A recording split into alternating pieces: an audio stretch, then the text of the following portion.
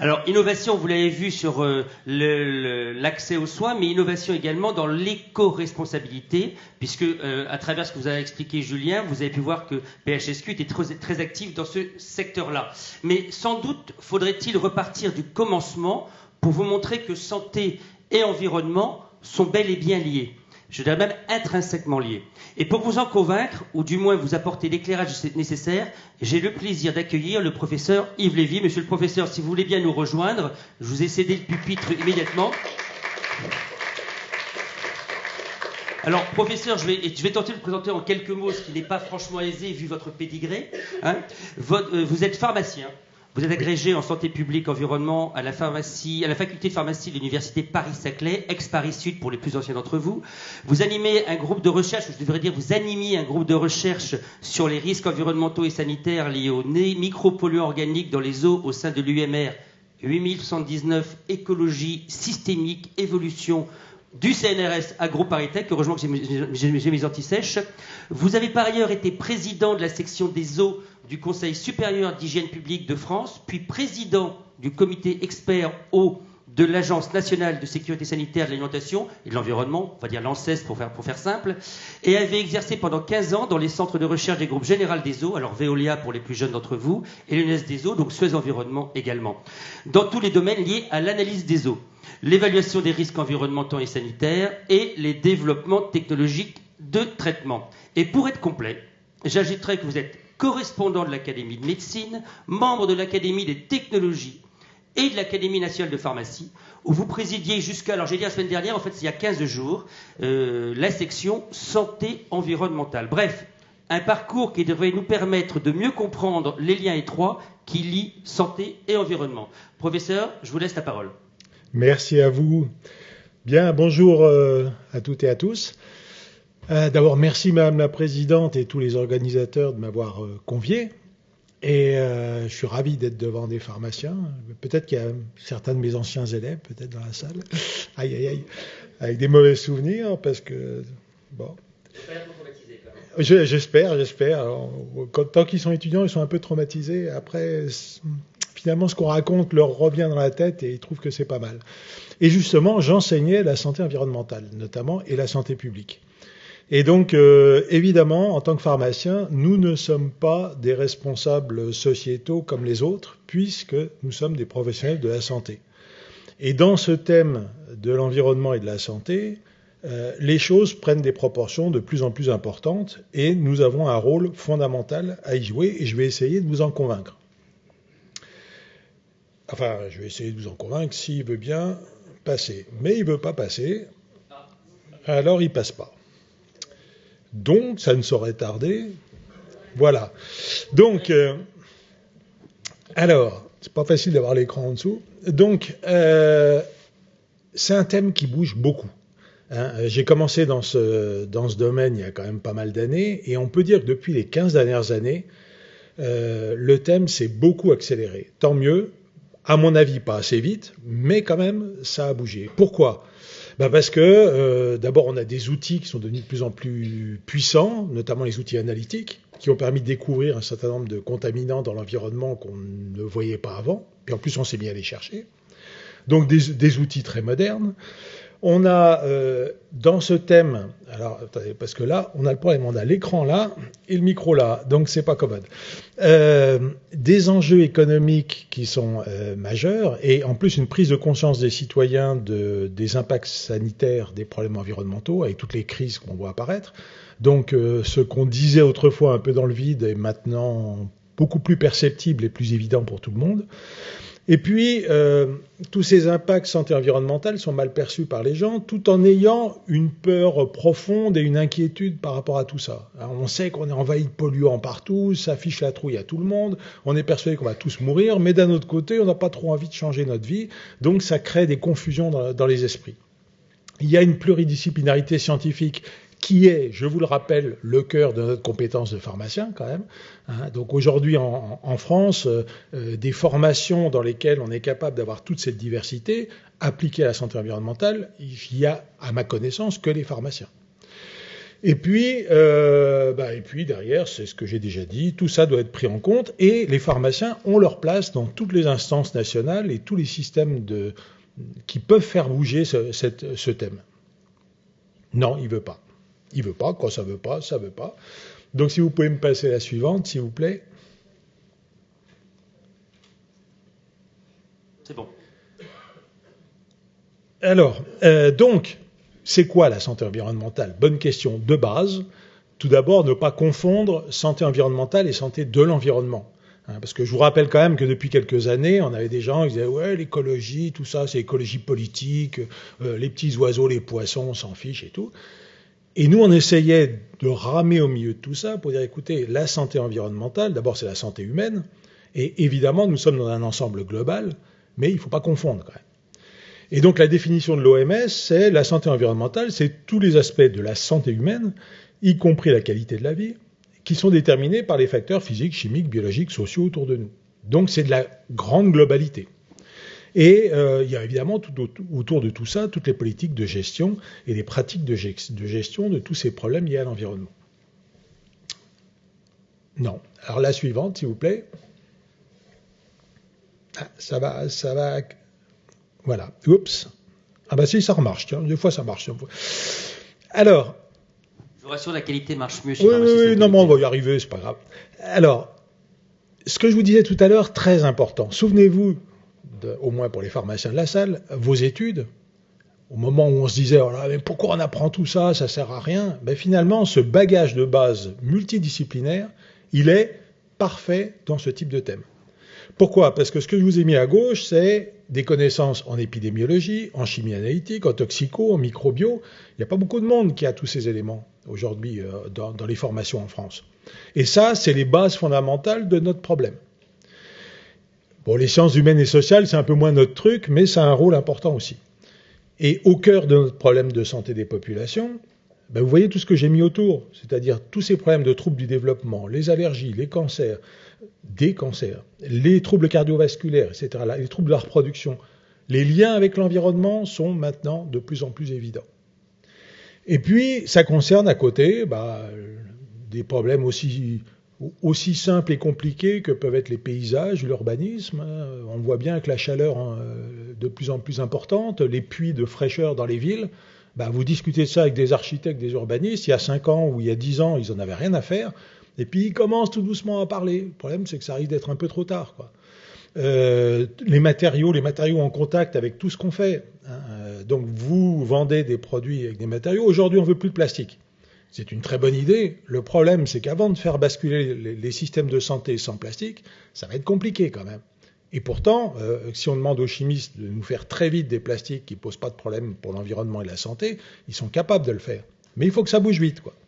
Donc les matériaux, toutes les pratiques agricoles, ça fait quoi? Ça fait 30 ans qu'on dit il faut baisser la quantité de pesticides en France. On est le plus gros utilisateur de pesticides en Europe. Les résultats, on les voit aujourd'hui, des pesticides et des métabolites de pesticides, il y en a plein dans les ressources en eau. C'est devenu une catastrophe puisque maintenant la distribution d'eau potable n'arrive plus à éliminer les métabolites de pesticides. Parce que certains sont tellement polaires qu'ils passent à travers les traitements. Donc ça veut dire qu'on est confronté aujourd'hui à des ressources en eau qui sont toutes contaminées, dans lesquelles qui va payer? Toujours le citoyen qui doit payer pour traiter l'eau des résidus de pesticides pour lesquels on a payé en amont sur les aliments qu'on va manger, quoi. Donc ça commence à devenir vraiment totalement fou. On le savait avant, mais maintenant on y est confronté de plus en plus. Parce que les analyses nous permettent de démontrer la présence de ces métabolites de pesticides. Donc ces pratiques agricoles ne bougent pas, c'est une catastrophe. Et tous les plans santé-environnement successifs ont tous dit qu'il faut réduire de moitié les pesticides en France. Tous les gouvernements sont passés, rien n'a changé. La qualité de l'air intérieur, autrefois on disait ouvrez les fenêtres, vous allez voir, ça va vous faire du bien. Maintenant on sait à quel point c'est important, puisque l'air intérieur est beaucoup plus pollué que l'air extérieur. Enfin, à moins d'habiter au-dessus d'une station-service. Et donc ces analyses qu'on fait aujourd'hui de la qualité de l'air intérieur, avec tous les matériaux modernes qu'on utilise, c'est catastrophique, quoi. Et puis vous voyez tout ce que j'ai déroulé derrière. Donc vous voyez, c'est multidisciplinaire et c'est très complexe et nous avons les compétences pour répondre aux gens sur tout ça. Alors les citoyens sont très préoccupés et donc ils attendent de nous quelque chose. Et pourquoi ils sont très préoccupés? Parce que c'est mon problème, c'est ma maison, c'est mes enfants, c'est ma famille, donc je veux qu'on me parle de mon problème, comme d'habitude. Et puis d'un autre côté, c'est à la fois très concret, très précis, c'est mon jardin, est-ce que je peux manger mes légumes dans mon jardin, mais c'est aussi, mais qu'est-ce que je deviens dans la pollution de ma ville, et qu'est-ce que je peux faire dans tout cet ensemble. Et donc, vous devez être capable de répondre à des problèmes très concrets et des problèmes globaux de gestion. Alors évidemment, on peut dire, bon, le pharmacien, il n'est pas là pour tout faire, d'accord, mais enfin, chaque petit élément dans lequel nous pouvons apporter quelque chose est d'une importance considérable, puisque nous avons la connaissance. Et qu'en plus, les gens nous font confiance, quand même. Et donc, qu'est-ce qui se passe? Les gens sont influencés par les médias. Alors, vous voyez, toutes les campagnes de presse qui sont faites sur tous les problèmes de pollution, parfois à juste titre, parfois trop excessif, parce qu'il faut faire du sensationnel, hein, il faut du croustillant pour pouvoir vendre son reportage, donc ça part parfois dans des extrêmes. Il y a toutes les théories du complot, on nous cache tout, on nous dit rien, tout se pourrit, etc., qui est une catastrophe actuelle relayée par les réseaux sociaux. Il y a toutes ces craintes irrationnelles. Je vois une éolienne au loin, là, mais ça me vrille la tête. La relation entre l'éolienne et le problème dans la tête, il n'existe pas scientifiquement. Mais il existe quand même parce que la personne exprime une souffrance. Et donc cette souffrance, on doit la prendre en compte. Donc là, on ne peut pas dire aux gens, écoutez, si vous dites n'importe quoi, il n'y a aucun lien entre l'éolienne et votre problème, parce que de toute façon, il ne le croira pas. Et puis d'un autre côté, la personne qui exprime une souffrance, il faut pouvoir la prendre en compte. Donc ça veut dire que c'est compliqué quand même, là. On rentre dans la confrontation entre la rigueur scientifique et l'assistance psychologique à des problèmes de société, quoi. Donc toutes ces craintes irrationnelles pressent vers « j'ai besoin d'un renseignement, j'ai besoin qu'on me rassure », et donc je pourrais aller voir mon pharmacien qui me rassure. Et puis il y a des associations, par exemple, qui font des analyses d'urine pour dire, vous voyez, vous avez des résidus de glyphosate dans vos urines. Alors ça s'est fait un peu partout en France. J'en ai vu quelques-unes en Bretagne, avec ensuite des grandes banderoles. Nos enfants sont contaminés, et les gens comparent le dosage dans l'urine avec la valeur limite de qualité dans l'eau, ce qui n'a rien à voir. Mais évidemment, le citoyen ne peut pas le savoir, et donc lui, ça lui fait très peur. Donc le fait qu'il ait des résidus de glyphosate dans ses urines est un vrai problème d'imprégnation. De là à en conclure qu'il y a un effet sanitaire, c'est beaucoup plus compliqué. Mais ça interpelle quand même. Et donc à côté, je vous ai mis l'exemple de Lubrizol à Rouen. En termes de communication, c'était du n'importe quoi. C'est-à-dire qu'en fait, on était dans le cas d'école de ce qu'il ne faut pas faire auprès des citoyens. Leur dire, mais attendez, mais il n'y a rien à craindre. Rassurez-vous, il n'y a aucun problème, quoi.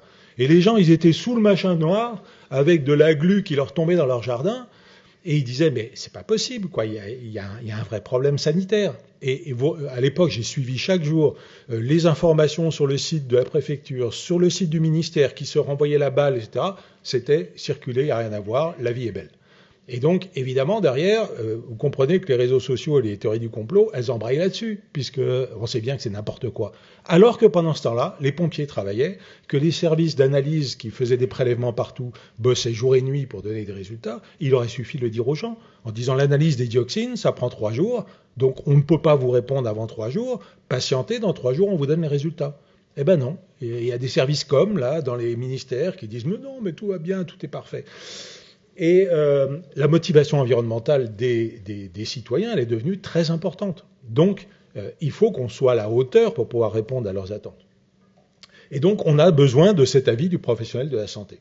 Alors, le citoyen, il est très inquiet, évidemment. Et alors, qu'est-ce qui se passe? Il est entouré par les avis des autorités sanitaires, ce que disent les chercheurs, les médias, les lobbies. Alors, le lobby agricole qui vous dit vous pouvez bouffer du pesticide tous les jours, il n'y a aucun problème. Le lobby du nucléaire, le lobby de la voiture, etc. On est passé aujourd'hui un petit peu du lobby du diesel au lobby de l'électrique. Vous voyez, il y a 4 ans, les professionnels nous disaient sortie du diesel, il n'y a rien de bon. Et puis aujourd'hui, vous dites non, mais le diesel, c'est complètement dépassé. Donc les gens ne sont pas idiots, ils se rendent compte que là, il y a de la pression marketing et ça ne va pas. Où est l'objectivité scientifique qui va me donner la vérité dans tout ça? Et ça, ils ont du mal à le trouver.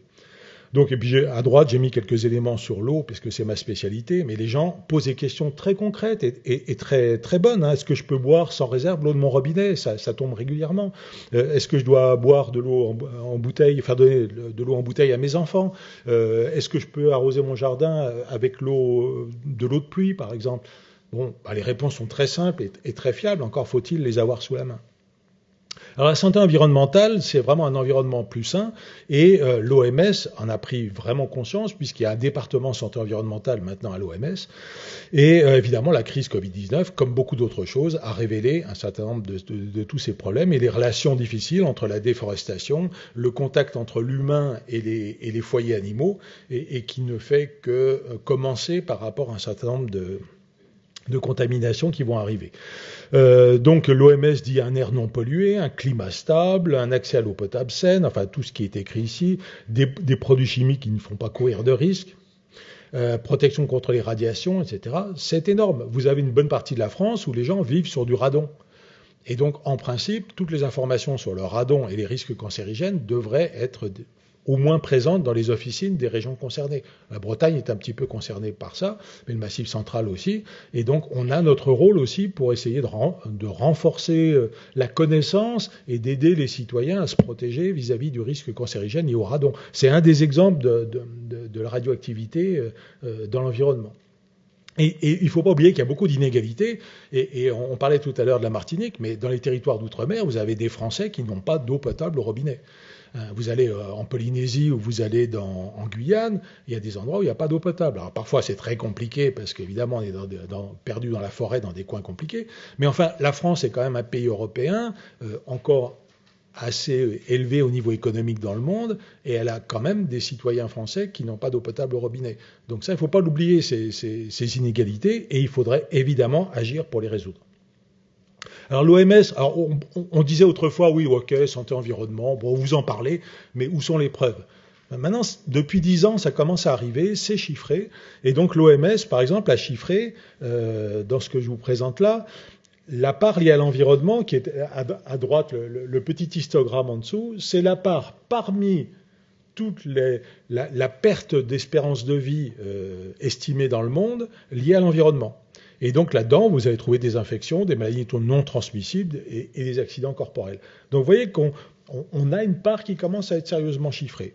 Alors évidemment, ce n'est pas toutes les pathologies, mais quand même. Et la liste, elle est donnée par l'OMS, qui met en numéro 1 les cancers, qui est vraiment qui a un lien, enfin beaucoup ont un lien très évident avec l'environnement, des cardiopathies, des bronchopathies, maladies cardiovasculaires diverses, troubles mentaux, diabète, etc. Donc on a un chiffrage, et plus personne ne peut dire non, mais vous nous racontez n'importe quoi. Comme on disait autrefois, vous savez, le tabagisme passif, attendez, vous me faites rire, c'est rien du tout.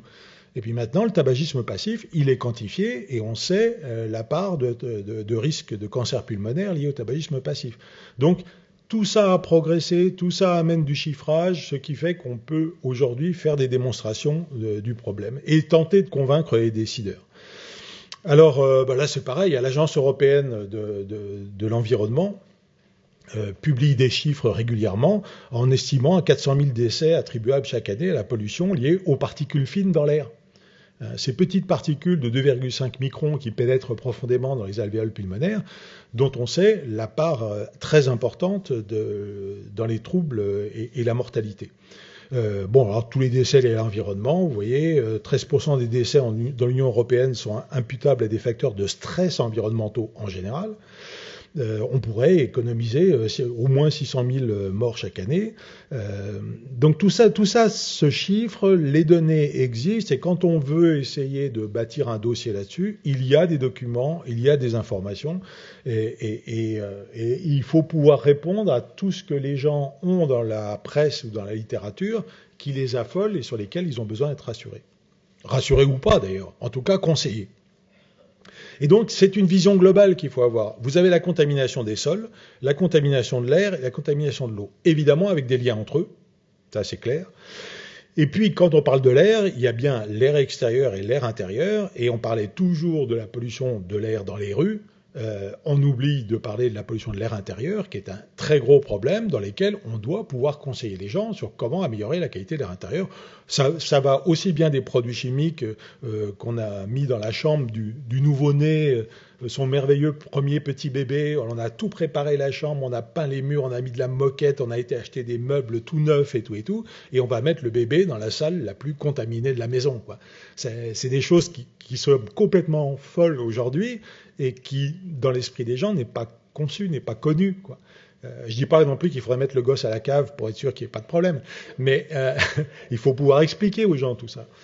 Et puis, vous avez la pression du changement climatique, avec évidemment tous les facteurs, gaz à effet de serre, déforestation, et puis la pression chimique. Pour moi, les deux, on parle beaucoup du climat et de la pression globale du climat sur la planète. La pression chimique, elle est énorme. C'est-à-dire, dans l'histoire de l'humanité, l'histoire de la planète, on n'a jamais connu une telle pression chimique avant la période des années 40, quoi. C'est en gros toute la chimie du développement de la Deuxième Guerre mondiale qui a amené des choses absolument merveilleuses, mais des grosses catastrophes partout aussi. Et on en a le résultat maintenant. Donc du coup, on se retrouve dans un concept global dont vous avez peut-être entendu parler, qu'on appelle sous l'acronyme anglais de One Health, qui est une seule santé, dont tout le monde parle aujourd'hui en disant « Wow, quelle découverte, c'est génial !» En fait, c'est tellement basique que ça devrait être connu depuis très longtemps. C'est-à-dire qu'en gros, il y a la santé de l'environnement, la santé animale, la santé humaine. Et tout ça est intimement lié. Donc en gros, si on dégrade notre environnement ou qu'on dégrade la biodiversité autour de nous, c'est évident que nous, on va y passer aussi. Ça paraît tellement évident qu'on se demande pourquoi il a fallu inventer un concept pour ça.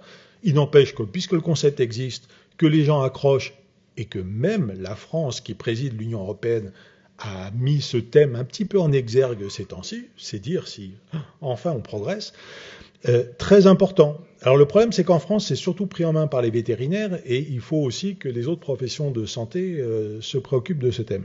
Et puis vous avez le deuxième grand enjeu à côté, qui est l'exposome. Et ça, enfin pour moi, ça va être, à mon avis, une grande avancée scientifique qui va venir dans les temps prochains, c'est-à-dire d'être capable de mesurer toutes les expositions qu'on subit dans une journée, chimiques, physiques, biologiques, toutes les pathologies à droite, on rentre tout ça dans un gros ordinateur gigaflop, tout ce que vous voulez, on mélange tout ça pour réussir à faire des prédictions de risques sanitaires en fonction des expositions. Donc on pourra dire, monsieur, madame, vous travaillez dans une entreprise qui fabrique ça, vous mangez ça, vous vivez dans telle ville, eh ben, vous avez tel ou tel risque sanitaire, donc protégez-vous. Alors quand on disait ça pour le climat, prédire la météo autrefois, les gens vous disaient vous êtes fous, vous n'y arriverez jamais. Bon, on y arrive un peu mieux qu'avant, je ne dis pas que c'est parfait, mais on y arrive un peu mieux qu'avant. Donc là, je pense que dans les années à venir, il y a des grands programmes européens aujourd'hui financés autour de 100-120 millions d'euros qui vont progresser dans ce thème-là, et c'est pour moi vraiment, je pense, un des grands enjeux de l'avenir. Bon, ça c'est encore des exemples. Alors, les chiffres que je vous donnais, c'était global européen tout à l'heure, quelques exemples. En France, on a aussi des chiffres typiquement français. Là, par exemple, l'agence Santé publique France qui a estimé et calculé 48 000 décès annuels liés à la pollution atmosphérique en France. Et si on faisait un effort pour diminuer les particules en France, voilà la modélisation qui est faite. Donc vous voyez qu'aujourd'hui, on peut même modéliser les cartes d'impact sanitaire. Si on appliquait les normes de l'OMS en France correctement, ben vous voyez ici toutes les zones sur lesquelles on pourrait gagner des mois d'espérance de vie des Français. Alors évidemment, c'est toutes les zones les plus urbanisées, hein, la vallée du Rhône, le nord et le nord-est. Mais on le sait, ça. Donc il faut le faire. Alors après, quand on dit oui, mais on va supprimer les voitures dans les villes, tout ça, alors c'est le scandale, tout le monde hurle, mais qu'allons-nous devenir? Ben oui, mais pendant ce temps-là, on les respire, les particules. Donc c'est un vrai problème. Et ça, c'est toujours, en santé environnementale, le grand problème. C'est-à-dire qu'on est toujours un peu dans le négatif, c'est-à-dire qu'on dit aux gens, faites pas ça. Je dirais, en prévention sanitaire, c'est toujours un peu le cas aussi. Fumez pas, mettez des préservatifs, enfin, c'est toujours du négatif. Et pourtant, c'est pour une cause fondamentale qui est la santé. Donc il faut réussir à tourner le propos pour dire si vous arrêtez de fumer ou si vous arrêtez de polluer l'air de votre région, grâce à ça, vos enfants vont vivre un peu plus longtemps. Mais c'est pas commode à faire. Alors les progrès analytiques, c'est absolument incroyable. Bon, moi qui ai suivi tout ça depuis les années 80 dans mes laboratoires, c'est incroyable, quoi. Aujourd'hui, je peux prendre une eau d'égout et tracer des nanogrammes ou des subnanogrammes de molécules unique au milieu du fatras de cochonneries dans une eau d'égout, quoi. On a fait d'ailleurs du traçage de résidus de drogue dans les eaux pour faire du calcul de consommation de drogue. Donc vous pouvez être ultra pointu. Ce qui fait qu'on trouve de tout. Et la jolie belle image que j'ai mise en haut à gauche, ça vous donne des illustrations du nombre de points, chacun correspondant à une molécule. On dit, ah, mais c'est une horreur. Je vais boire cette eau là qui contient tout ça, ou je vais respirer cet air. Mais en fait, la vraie question, c'est quel est le risque? S'il n'y a pas de risque, c'est pas un problème. Donc l'analyticien vous donne le résultat d'analyse en vous donnant une liste énorme avec des valeurs à côté. Et quand vous lui dites, mais c'est une catastrophe, il vous dit, j'en sais rien, moi je suis analyticien. Je vous dis, voilà ce que vous avez, débrouillez-vous avec. Alors donc, on se tourne vers le toxicologue qui dit, oh, mais attendez, je suis incapable de vous répondre, vous vous rendrez compte le nombre de molécules. Et donc, il y a des additions, il y a des synergies, il y a des antagonismes entre ces molécules, puis il y a des facteurs de réparation métabolique. Donc, je ne peux pas vous dire qu'en respirant ça, ou en buvant ça, ou en mangeant ça, dans 40 ans, vous aurez un cancer ou pas. Alors, on dit, alors il est où le spécialiste qui va être capable de me répondre? Ça, c'est un vrai problème de la santé environnementale, c'est-à-dire que c'est tellement large, tellement complexe, qu'il faut être capable d'expliquer aux gens, oui, c'est complexe, mais on progresse scientifiquement, et il y a des éléments sur lesquels on peut vous répondre, et d'autres sur lesquels on ne peut pas le faire. Et donc, vous êtes face à tous ces dangers-là. Alors, en particulier, là, je parle que des dangers chimiques, mais il y a aussi le biologique et le physique. Donc, on a tout ça. Et nous, pharmaciens, dans tout ça, on a les résidus de médicaments, par exemple, les cosmétiques, des solvants, des intermédiaires de synthèse. Nous sommes à l'origine d'une partie de cette pollution. Et le cas des résidus de médicaments dans l'environnement est vraiment catastrophique. C'est-à-dire que dans tous les pays du monde aujourd'hui, il y a la Chine, il y a l'Inde, évidemment, parce que les usines crachent directement tous les rejets dans l'environnement. Mais même en France, dans tous les pays, on trouve ces résidus de médicaments systématiquement quand on analyse les eaux maintenant. Alors, pas dans toutes les eaux, bien sûr, et relativement peu dans l'eau potable, mais enfin, il y en a. Et donc, aujourd'hui, l'analyse du risque est compliquée. C'est surtout un risque écotoxique, peu un risque sanitaire, mais quand même. Et donc, évidemment, on se tourne vers nous en disant, mais qu'est-ce que vous faites, quoi? Parce qu'à un moment, il va falloir arrêter. Et alors, vous avez aussi beaucoup de gens qui commencent à rentrer dans le thème de l'antibiorésistance en disant, ben voilà, évidemment, on va uriner des résidus d'antibiotiques partout, on les retrouve dans les égouts, on les retrouve dans les rivières, donc ça explique l'antibiorésistance. Et donc, il y a une confusion entre la présence de l'antibiorésistance, voire de bactéries antibiorésistantes, et la présence d'antibiotiques. Et réussir à expliquer aux gens que c'est pas tout à fait la même chose, c'est quand même pas évident. Parce que les deux thèmes sont importants. C'est d'abord de rejeter des bactéries antibiorésistantes et aussi de rejeter des résidus d'antibiotiques. Donc du coup, l'idée, c'est quand même de rejeter rien. Et ça, c'est pas possible parce que 80% des rejets de résidus de médicaments viennent de la ville et pas des hôpitaux. Au début, les gens ont dit, bon, c'est simple, on va mettre des stations d'épuration dans tous les hôpitaux. Oh, catastrophe. Vous imaginez des stations d'épuration dans chaque hôpital, alors qu'on a déjà du mal à gérer les grosses stations urbaines, ça serait une catastrophe. Et puis ils ont oublié simplement que la majorité des rejets, elle vient de la ville.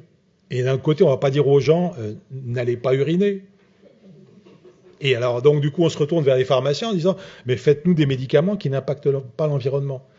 Et donc ça veut dire qu'on remonte vers la chimie de conception qui serait une chimie verte. Ok, tout ça bougeotte un peu, mais quand même, c'est pas demain matin qu'on va inventer des médicaments qui sont à la fois efficaces, qui soignent les populations et qui sont totalement biodégradables. Donc c'est un enjeu compliqué. Et nous, on a aussi une place très importante, évidemment avec Cyclamed, inciter les gens à ramener les médicaments à l'officine. Mais après, quand les gens vous disent « Ouh là là, mais je suis très préoccupé par ce thème, qu'est-ce que je peux faire à mon niveau ?» On ne va pas leur dire « Prenez pas de médicaments ». Par contre, l'automédication peut peut-être la limiter quand même, contrairement à ce que certains ministres, ou certaines ministres il y a quelques années, disaient, vous vous rendez compte, les Français, ils sont en retard par rapport aux autres en automédication. Quand j'étais étudiant en pharmacie, on me disait, attention, il faut limiter l'automédication, parce que c'est toujours un danger. Et donc là, évidemment, si les gens repartent avec un chariot de médicaments chez eux et vont tout éliminer, ça contribue, en particulier le paracétamol, qui est le numéro 1 des polluants résidus de médicaments dans l'environnement. Alors, donc, en fait, le vrai problème, c'est le risque. Et donc, aujourd'hui, dire « j'ai des traces de glyphosate dans mon urine » ou « j'ai des traces de polluants dans mon air ou dans mon eau », c'est très préoccupant, mais ça ne veut pas forcément dire qu'il y a un risque. Et donc, il faut calculer le risque. Et ça, c'est le travail des agences sanitaires internationales qui font de l'évaluation de risque. Et en gros, ça aussi, si vous pouviez diffuser chez les gens la capacité à ne pas confondre risque et danger. Le danger, c'est la bactérie, c'est le virus, c'est le produit chimique. Le risque, c'est la pathologie. Et on peut avoir présence d'un danger, mais ne pas avoir de pathologie en face. Et ça a du mal à être compris. De même qu'il ne faut pas confondre l'agent lui-même, l'agent physique ou chimique, et la source de cet agent. Donc, si vous voyez une éolienne à l'horizon, c'est pas les émissions d'ondes de l'éolienne qui vont vous atteindre. Vous la voyez, ça vous gêne, mais les rayonnements, ils sont juste à côté, ils sont pas très loin. Donc, la source et l'agent, c'est pas la même chose. Et puis, la différence entre exposition et effet aussi. C'est j'ai des polluants autour de moi, mais c'est pas pour autant que je vais déclencher un effet. C'est très simple, ça, mais en fait, c'est très compliqué à expliquer. Donc, il faut réussir, dans vos capacités d'information, à être capable de former les gens là-dessus.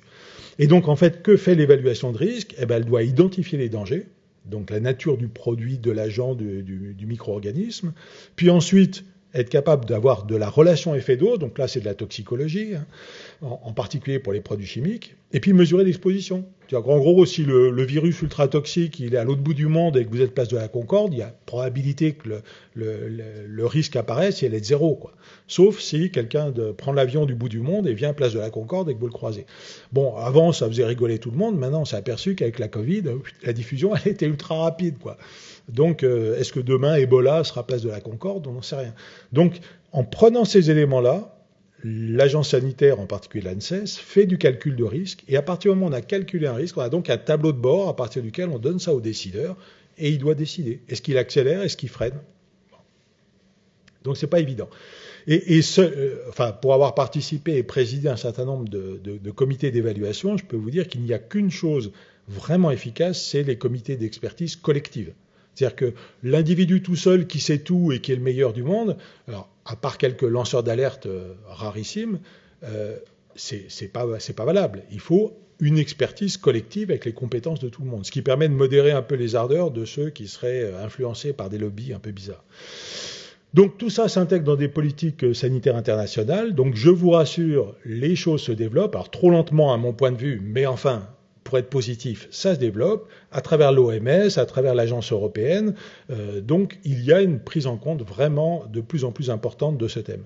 Au niveau national, vous avez tout ce qu'il vous faut autour de vous pour vous aider, vous apporter des éléments, des informations, les agences régionales de santé, qui ont un département santé-environnement, tout ce qui concerne la sûreté nucléaire, vous avez Santé publique France avec des chiffres mais énormes, les rapports de l'ANSES sont une merveille. Alors évidemment, le problème, c'est quand le rapport il fait 200 pages, c'est parfois un peu lourd à lire, donc on va vite à la conclusion, mais enfin, il y a une richesse d'informations absolument colossale, pour contredire les gens qui vous disent mais on nous cache tout, on nous dit rien, c'est une horreur, la vérité n'existe pas, quoi. Il y a même des gens qui sortent des rapports pour dire, vous voyez, on vous cache tout, avec des données qu'ils ont réussi à obtenir sur les sites du ministère. Donc on dit, si vous avez les données, c'est donc qu'on les cache pas. Après, qu'elles soient pas traitées, ça c'est un vrai problème, mais bon. La Société française de santé-environnement, enfin vous voyez, il y a tout ce qu'il faut pour vous aider dans vos actions. Et puis il y a des plans quand même. Alors en France, il y a un certain nombre de plans. Alors on aime bien faire plein de plans. Donc quand je me souviens, il y a très longtemps, Jacques Chirac avait lancé le plan cancer. Il avait dit je veux plus de cancer dans 10 ans. Alors, le ministre de la Santé avait fait une crise cardiaque et il avait mis 800 millions de, je sais plus, c'était déjà des euros ou pas. Donc quand on vous annonce un plan et les millions d'euros, vous pouvez vous dire bon, ça va bouger. Quand on vous annonce un plan et qu'on vous parle pas d'argent, les plans se succèdent et puis ça aboutit pas à grand chose. Donc j'avais participé à la création du premier plan santé-environnement, enfin le comité de préfiguration du premier plan santé-environnement il y a plus de 15 ans. On avait déjà annoncé un certain nombre de choses qui sont toujours valables aujourd'hui, mais quand même ça a progressé, il faut être positif. Ils sont importants ces plans, le tout c'est d'y mettre les moyens suffisants. Et donc le quatrième plan santé-environnement, qui est celui dans lequel nous sommes actuellement, bon, je ne vais pas rentrer dans les détails, mais simplement pour vous dire qu'il a axé 4 axes prioritaires, c'est s'informer, se former et informer. Donc ça, c'est très, très lié à ce que nous faisons aujourd'hui, c'est-à-dire nous former, nous informer et savoir former et informer les autres. Et la pharmacie, et en particulier les pharmacies d'officine, est quand même le seul lieu gratuit dans une commune où les gens peuvent pousser la porte pour avoir ces informations de base, quoi. Donc c'est fondamental. Bon, après, il y a des sous-actions, je ne vous les détaille pas dedans, vous pouvez les retrouver sur le site du ministère de la Santé. Réduire les expositions environnementales affectant la santé. Alors, C'est vaste quand même, réduire toutes les expositions environnementales. Donc rien que pour faire ça, il en faudrait des millions d'euros. Mais bon, disons que ça bouge, quoi, mais ça bouge à petite vitesse. Et les 3 autres axes, c'est démultiplier les actions concrètes menées par les collectivités dans les territoires. Donc ça, c'est important, c'est de rappeler que le local a son rôle aussi très important. Et puis, mieux connaître les expositions, les effets de l'environnement sur les écosystèmes, en particulier l'exposome. Et si le gouvernement voulait bien mettre quelques dizaines de milliers d'euros sur le programme, ça permettrait aux chercheurs de progresser. Donc, pour arriver à la conclusion, donc se former et s'informer, tous les moyens sont là quand on le veut, hein, c'est comme d'habitude, et quand on en a le temps. Je sais bien que vous avez un métier qui est très chargé, très difficile, et j'en ai tout à fait conscience, mais quand même la motivation et le relais que nous sommes, enfin pas moi, parce que malheureusement je suis pas tout à fait au même rôle aussi important que vous, mais de transférer ces informations pour casser les fausses nouvelles, ramener de la vérité auprès des gens et surtout les préoccuper de ces thèmes-là sur ce qu'ils peuvent faire dans leur vie quotidienne, c'est très important. Donc si vous voulez suivre des masters, j'ai fait de la pub pour le master que j'avais créé avec mes collègues, qui accueille des gens en formation aussi continue, spécialisés dans ce thème-là. On avait vu il y a plus de 15 ans maintenant que ce thème allait être très important, et en fait on ne s'était pas trompé parce que ça continue. Et puis sinon, vous avez les sites de l'Agence de sécurité sanitaire, l'ANSES, la revue Environnement, Risque et Santé, etc. Enfin bref, il y a tout ce qu'il faut quand on veut vraiment avoir les éléments. Et concernant tous les produits de santé, c'est vraiment toute la chaîne qui est importante. C'est-à-dire qu'en fait, il faut que dès la recherche et des recherches-développement, les entreprises conçoivent des produits qui sont éco-responsables. Alors ça commence à bouger un peu, mais bon, c'est vrai que la priorité, c'est quand même un médicament qui soigne, ça c'est évident. Mais enfin, si on peut, en modifiant la molécule, faire en sorte qu'en plus elle soit biodégradable, sans annuler l'effet sanitaire, c'est quand même très important. Tout ce qui est emballage, déchets, l'analyse de fin du cycle de vie. Quand on vous montrait à la fac le cycle de vie des médicaments, c'était pas un cycle en fait, parce qu'il y a une fin de vie du médicament. Donc c'est pas un cycle, il finit quelque part. Et il finit où? Souvent dans l'environnement. Et donc en fait on s'en préoccupait pas du tout. Bon, maintenant que les analyses ont montré qu'il y a des résidus de médicaments, de certains médicaments dans l'environnement, on sait qu'on pourrait faire quelque chose. Donc la production pharmaceutique, elle devrait avoir un impact zéro. Bon, il y a quelques entreprises même en France, qui se sont fait épingler par des rejets dans l'environnement, alors qu'on pense que nos usines ont des stations d'épuration merveilleuses et qu'il n'y a aucun rejet. Tiens, il y a eu quelques mauvaises surprises. On parle toujours de la Chine et de l'Inde, mais il faut regarder aussi chez nous. Alors quand je dis impact zéro, c'est un objectif, bien sûr, il y aura toujours des rejets, mais essayez de les limiter au maximum. Toute la distribution et la logistique qui va vous toucher, puisqu'on vous amène les médicaments chez vous, il faut qu'il y ait un impact minimum aussi. Et puis tous les déchets dans lesquels on a notre rôle à jouer dans le retour des médicaments à l'officine, et puis les dasseries aussi à côté. Donc, pour conclure, d'abord, j'arriverai pas à conclure, parce qu'on ne peut pas conclure sur ce sujet qui est en pleine expansion, mais je peux guider quelques recommandations. D'abord, être vraiment un acteur compétent, ça, on l'est par notre formation, mais l'être aussi par sa formation continue, et responsable d'informer le public, quoi. Donc, dans toutes les responsabilités qu'on peut avoir, on peut être conseiller municipal, maire, député, tout ce qu'on veut, il faut être aux manettes pour faire bouger les choses, et comme nous avons la connaissance, nous pouvons aider à faire bouger les choses, faire des conférences, des associations. Je me permets, peut-être pour la dernière fois, j'en sais rien, d'insister sur les vitrines, qui sont une catastrophe, une honte en termes de santé publique, je me permets de le dire. Et donc, j'ai, depuis plus de 20 ans au Conseil de l'Ordre, essayé de dire, faisons quelque chose. Je ne demande pas que toutes les vitrines de France ne fassent que de la santé publique, mais si au moins une fois par an, toutes les officines d'une ville ou d'une commune, ensemble, décidaient de faire une campagne d'information sur un sujet, peut-être une fois tous les 3 mois, c'est pas beaucoup, quoi. Que tous les gens de la ville voient que toutes les pharmacies parlent du radon, parlent de la pollution de l'air intérieur, ou parlent d'autres sujets de santé publique. Qu'est-ce que ça ferait du bien, et ça redonnerait une image quand même un peu meilleure que de voir toutes les campagnes publicitaires sur les cosmétiques qui sont... Enfin bon, la vitrine, elle est là, quoi. Elle est au service des gens. C'est hallucinant. La santé publique, elle doit passer par ces vitrines. Bon, je sais que je raisonne un peu dans le vide, mais j'insiste et puis voilà. Mais vous savez, il y a plus de 20 ans, j'avais dit au Conseil de l'Ordre, mais pourquoi on n'installe pas des écrans vidéo pilotés depuis le CESFARM, par exemple? Et donc, le pharmacien n'a rien à faire. On appuie sur un bouton, bling, tous les écrans dans les vitrines diffuseront les messages de santé publique que le CESFARM aura préparés. Donc, le pharmacien n'a rien à faire, ça ne le dérange pas du tout. Et c'est pas obligé d'être toute la vitrine, ça peut être une part. Tout le monde était plié de rire au Conseil de l'Ordre, disant c'est n'importe quoi. Bah, les écrans, on les voit dans les officines aujourd'hui. Pour faire quoi? De la pub de cosmétiques, c'est tout. Et pourtant, on pourrait, au milieu, mettre des choses importantes. Bon, bref. Donc, ce que je vous disais tout à l'heure aussi, c'est vraiment cette responsabilité préventive et une santé positive. Il faut que les gens comprennent que quand on leur dit de ne pas cultiver leurs carottes sur un terrain qui est pollué, c'est pas pour les embêter, pour pas être anti-écolo, tout ce qu'on veut. C'est parce qu'ils vont bouffer des métaux du sol qui vont contaminer les carottes qu'ils vont mettre dans la soupe de leur gosse, quoi. C'est très logique et très basique.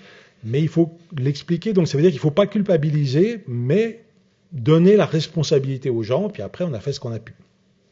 Il faut être capable de répondre avec fiabilité, objectivité scientifique, face à l'irrationnel, à toutes les questions des citoyens, sur les résidus de médicaments dans l'environnement, les pesticides, les résidus de plastique, etc. Donc il y a beaucoup de thèmes qui peuvent être abordés. Fournir des informations, donc là, le CESFARM peut vous donner des éléments, et puis si vous les réclamez, le CESFARM peut créer des nouveaux éléments pour vous aider. Ça serait bien, par exemple, que chaque officine, dans sa vitrine, donne l'indice de pollution qui est présent chaque jour, calculé par les ASCA, au moins dans les villes, pas forcément dans les campagnes. Donc vous avez les associations locales qui publient des éléments tous les jours sur la pollution de l'air. Ben, ça serait une information à diffuser. Des bulletins d'analyse de l'eau du robinet, mettre un sonomètre, par exemple, pour que les gens prennent conscience du problème du bruit dans la ville. Enfin, il y a des choses à inventer quand même. Examiner toutes les actions de tous les produits que vous vendez avec leur impact sur l'environnement. Tous les produits de soins et d'hygiène. C'est pas très commode, hein, parce qu'on peut pas à la fois vendre le produit et dire aux gens faites attention de ne pas polluer l'environnement. Donc il y a une prise de conscience personnelle là qui est délicate. S'abstenir de vendre des produits qui polluent l'air intérieur. Là, vous savez, le genre faut être zen chez soi, alors on va faire brûler de l'encens et on va faire brûler des machins. Alors que ça fait longtemps qu'on a montré que tout ce qu'on fait brûler dans l'air intérieur, c'est pas bon pour la santé, quoi. Et donc là, vous allez à l'encontre de l'esprit zen et du bien-être. Et là, vous arrivez avec votre rigueur scientifique en disant, ben non, mais là, vous allez respirer des produits toxiques qui risquent de filer un cancer du poumon à vos gosses. Et là, bam, tout s'écroule parce que la personne, elle dit, non, mais mon pharmacien, il est gentil, mais bon, il pourrait être un petit peu plus cool avec moi. Voilà, donc il faut réussir à amener ça intelligemment pour expliquer aux gens, mais si vous voulez faire brûler des choses, faites-le à l'extérieur, pas dans la maison, parce que dans la maison, c'est la sphère d'hygiène et de protection de la santé de votre famille, quoi. Donc il faut l'intégrer à l'intérieur d'un ensemble sur comment améliorer la qualité de votre santé à l'intérieur de votre habitat. Et là, vous parlez de la colle des moquettes, des machins, et puis vous y placez en même temps, évitez de faire brûler constamment des bougies et de l'encens et tout ce qu'on veut. Qu'est-ce que j'avais d'autre avant de conclure? Ah oui, alors ça c'est bien aussi. Essayez de forcer les fournisseurs à vous aider dans la démarche. Donc ça, c'est pas facile, hein, parce que le fournisseur, il arrive, il vous persuade de vendre les produits, mais si vous l'amenez dans la démarche en lui disant « mais moi, ce que je veux, c'est que mes clients ou mes patients, je les aide à éviter des contaminations, des pollutions, etc. Qu'est-ce que vous faites pour m'aider ?» Bon, l'industrie pharmaceutique a tout à fait conscience du problème de la pollution de l'environnement par les médicaments, participe à des comités depuis très longtemps, donc c'est pas une surprise, ils connaissent tout, ils ont tous les éléments. Maintenant, si la profession bouge pas, il n'y a pas de raison qu'ils bougent trop non plus, donc il faut donner un stimulus. Et puis pour finir, donc intégrer la santé environnementale dans la formation de tous les professionnels de santé, ça fait partie du 4e plan santé-environnement. Est-ce que ça va bouger? J'en sais rien, parce que le plan parle que des médecins. Alors évidemment, les médecins, là on part de loin, il y a un gros travail à faire. Mais même dans les facs de pharmacie, il y a quand même peu de facs de pharmacie qui font un enseignement de santé environnementale.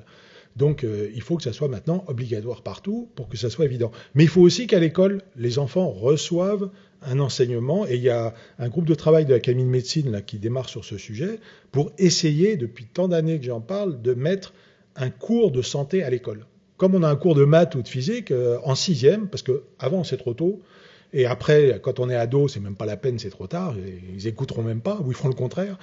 Donc, autour de la 6e, là, il faudrait un cours de santé normal. On apprend ce que c'est qu'une maladie, ce que c'est qu'un microbe, enfin des trucs de base adaptés aux enfants qui peuvent comprendre. Ça rentrera dans leur cerveau et ça permettra après, quand on leur parle de choses sérieuses, que ça ressorte de manière plus objective.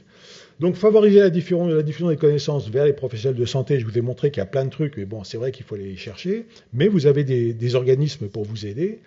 Une véritable ambition de développement de la recherche. Alors, bon, là, c'est ma casquette de chercheur qui va une fois de plus dire que la misère de la recherche en France, c'est quand même assez impressionnant. Hier, j'avais une conférence du président du CNRS qui montrait les baisses de crédit, les baisses de personnel, etc. Enfin, bref, c'est hallucinant. Et puis, mobiliser tous les plans de gestion locaux. Donc là, vous avez aussi localement, à travers les PRSE, donc les plans régionaux de santé-environnement, si vous vous mobilisez collectivement, le moyen d'aller forcer les acteurs autour de l'ARS de venir vous aider, soutenir des actions que vous pourriez mener localement avec les enjeux locaux. Aller parler du radon dans une ville où il n'y a pas de radon, ça n'a aucun intérêt. Donc évidemment, il faut adapter ça aux enjeux et aux besoins locaux, en particulier dans les zones agricoles ou autres. Et ça permet aux gens de mieux capter parce qu'ils ont l'impression qu'on leur parle vraiment de leur jardin et de leurs problèmes. Et voilà, merci beaucoup de votre attention et désolé d'être trop.